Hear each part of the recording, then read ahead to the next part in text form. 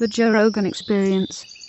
You know, with this whole thing, I realized I go on too much. I talk too much, like all old women. No, you don't talk too much. Just the problem is not the talking. The problem is the people reacting to your talking. I like to see people get lit. Yeah. It makes them go, woo, my ass itches.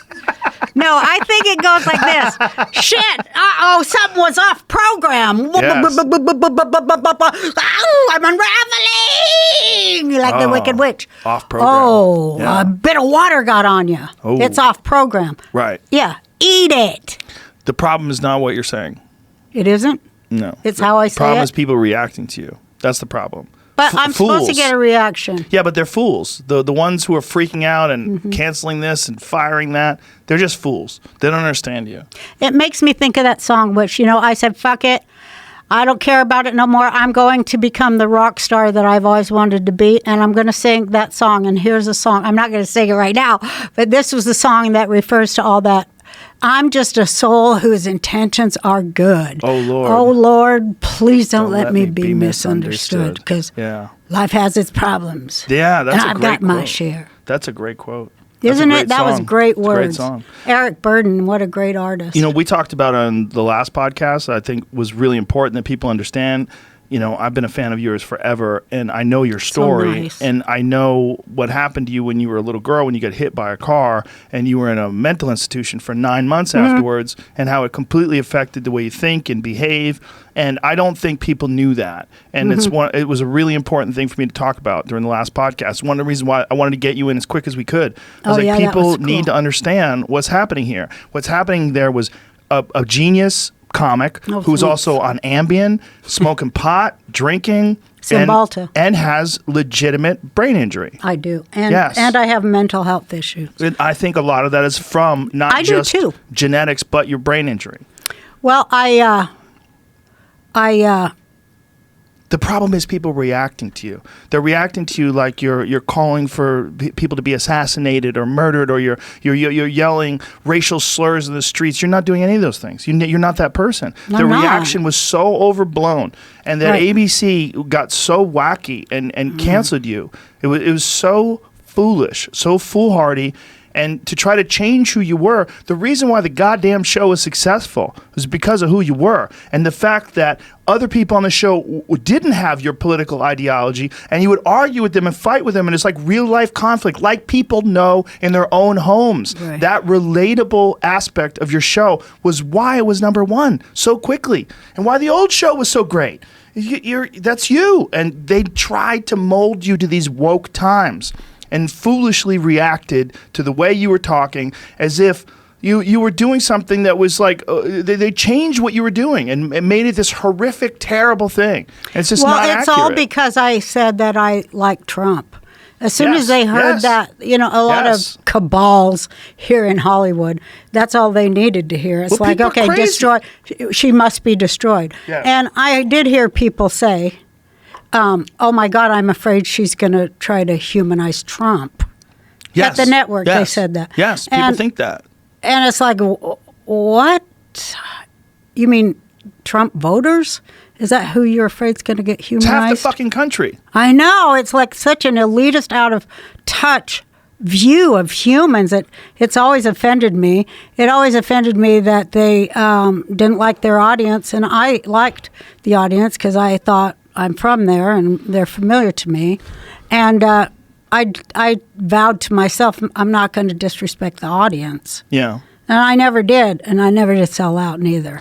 So everybody, you know, there will come a day, I believe, when, you know, no, there won't. Who knows what the fuck will happen? Who knows? Nothing could happen. Who knows what the fuck's going to happen? Inside my own head, though, I guess I've made peace with it. It was like the worst, horrible thing I've ever gone through.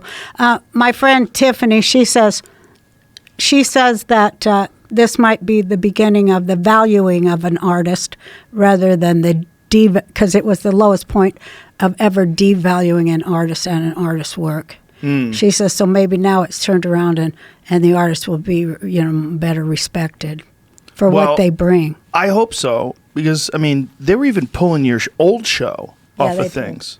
Yeah. Which is just fucking ridiculous. That's kind of what killed the comedy thing for me, is that I was also told that me getting in trouble one more time, I wouldn't have my reruns anymore. And I live on that, you know.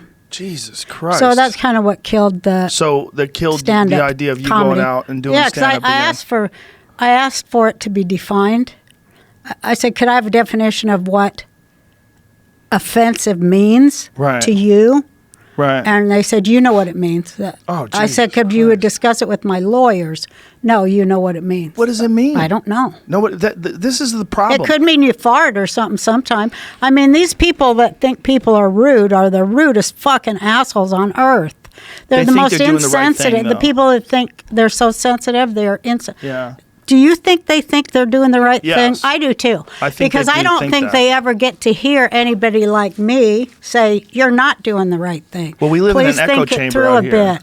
We Think live in it an through a echo bit. chamber. I know. That's why it's Yeah. up to us to go, you guys think things through a little bit more. Yeah. I'm not condemning anybody. I'm not that kind of person. I think we need more conversations. Absolutely. And we need used to have more- the best dinner parties till all these self-righteous fucking progressives ruined that. Starting with my own family on Passover when we were celebrating the Jews leaving fucking Egypt. And I had this horrible cousin, I can't even remember his name. And he goes, well, maybe, and he had long hair. Well, maybe we shouldn't be celebrating the death of all the Egyptians. Like, well, that's what the story's about. And then we'd have like fist fight break out, you know. And I'd always be the one going, can we just get back to the story? Can we just get back to the story? Always someone looking to be offended by some aspect of any story. I'm offended every fucking day of my fucking life at how goddamn stupid people are. Goddamn, they can't be more offensive to me right now than ever has been before. I'm about ready to get out there and tell people what in the fuck. Like, that has hit me many times in my life. There's been times I got out of my car to chase after a mother or two the way I seen her treating her kid. I do it. I'm boots on the ground. I'm not a trifling sort. Trifling is a strong word for a white person to use. I've always said that. It's like, it's a next door neighbor to the N-word. Like trifling. Trifling? No, it's not. Jews use it. We use it. Trifling. But it's like, it seems when a guy uses it that's a white guy, it's like, maybe I don't know. I When think I a woman grew can up- get away with it better than a guy can. Well, when I grew up, we lived right next door to African Americans. You know, we lived Right. where everybody lived together. You know, there wasn't any. Nobody had got to the suburbs yet. Got it. We lived mid-city, and we had all kind of people down there at the bus station where we lived. Trifling is just a great word. It is a good word. It should come back. But it's just white people using it always sounds awkward. Does it? But why? I I'm think not women. trifling. Women can pull it off for some strange. It's like But silly. it's such a good word to just a great being like. word. I mean, what Means else would everything. you say? Yeah. Wallowing in filth. Maybe Yeah. that's Trifling. Isn't that what You it means? Trifling ass. Does it mean wallowing in filth? I think it more means like you're a fool. You're like a moron living a stupid fucking petty life, right? It's unimportant or trivial. Trivial. Yeah, there you Trivial. go. That's the word. Perfect. Trivial. I call Trifling. that wallowing in filth Great or word. pandering. So much better than trivial. And right? pandering too. Yeah. I love that word. Pandering is common amongst cowards. There's a lot Isn't of it? cowards. A lot of cowards today. Yeah. They are. They're cowards, but you can't blame them because they they have the got drug attacks. debts and shit. Well, Nobody's it's gonna also excuse that that. people don't want to be attacked. I mean, No, they that's- don't, and they have every right to be that way. Mm-hmm. I mean, I am like, this is just before the Jewish holidays, you know, Yom Kippur, where I have to repent. Anyway, What are you repenting for? all the bad shit I did this last year that I enjoyed. I don't repent for the shit I had to do. Right. But the stuff I did because I enjoyed seeing somebody squirm. What'd you do I'm that you repenting enjoyed for seeing that. somebody squirm? Oh, I had Don't to have... say anything that's gonna get I'm your not- reruns I just canceled. had to have the last word in personal, all I over get the it. place. Yeah, that kind of shit. And in the larger world, go for the... So I'm just trying to be a forgiving person, and so I'll be forgiven. And I do ask to be forgiven, and by apologizing, I am sorry that I made even one embarrassing day for anyone who gave me the chance to come on TV and make a #1 show. And to all those whom I embarrassed, I am very sorry.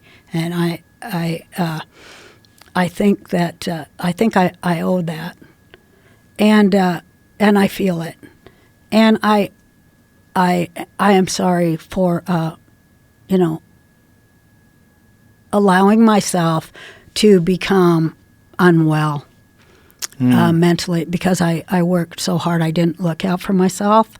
I didn't take the vitamins. I didn't take the shots. We talked about that too, and your difficulty sleeping, and then taking sleeping aids. I've been sober off Ambien since that happened. Fantastic. Yeah. That's excellent. Now news. I take melatonin. Melatonin. Melatonin. Yeah, from the drugstore. Really good. That's really good advice. I mean, really good news. I'm very happy to hear that. That stuff scares the shit out of me. I haven't done any weird things. I mean, that tweet was just one of them. Oh, yeah. No, I know. Oh. I follow you on Twitter. I would see the tweet storm and be like, Roseanne's on one. Oh, yeah. Roseanne's my daughter goes, you've got to stop with these Ambien tweets, Mother, before you lose everything for us. Whoa. That's hard for bitch. us. Yeah, Whoa. like, you little bitch. Whoa. That's Don't harsh. worry. I'll get even. I get with my grandsons. I'm like, you guys. I think let's this go get now, and high. I thought this then. You just needed an advocate who understands you. That's all you needed. You needed it back then, and